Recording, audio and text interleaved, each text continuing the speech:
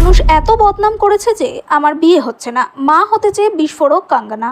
6 September মুক্তি পাওয়ার কথা ছিল কাঙ্গনা রানাওয়াতের বহু প্রতীক্ষিত ছবি এমার্জেন্সি।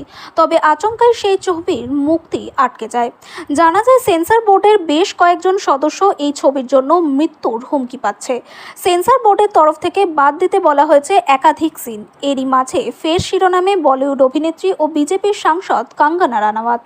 ব্যক্তিগত জীবনে অনেকের সঙ্গে সম্পর্কে জড়িয়েছেন কাঙ্গনা রানাওয়াত, কিন্তু তা বিয়ে অবধি পৌঁছায়নি। প্রেমের সম্পর্কে জড়িয়ে বহুবার জলঘোলা করেছেন। সবকিছু ছাপিয়ে 38 বছর বয়সী এই অভিনেত্রী এখনও অবিবাহিত।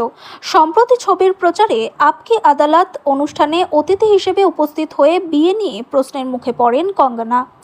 অভিনেতা নাকি রাজনীতিবিদ? ব্যক্তিগত জীবনে আপনি কাকে বিয়ে করতে চান?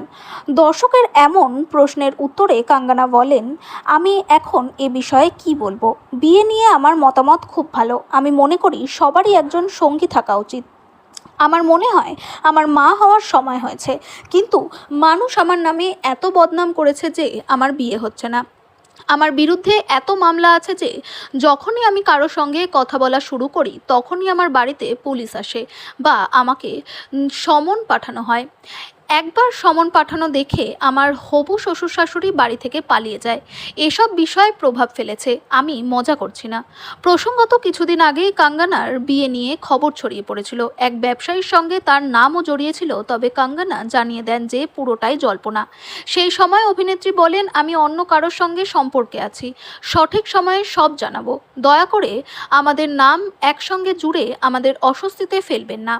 যে কোনো মহিলার সঙ্গে নতুন কোনো পুরুষের নাম জুড়ে দেওয়াটা সঠিক নয়। প্রসঙ্গত কঙ্গনার সর্বশেষ মুক্তিপ্রাপ্ত সিনেমা তেজস বক্স অফিসে মুখ থুবড়ে পড়ে। এই সিনেমা 65 কোটি টাকা ক্ষতি হয় প্রযোজকের। এবার মুক্তির অপেক্ষায় এমার্জেন্সি।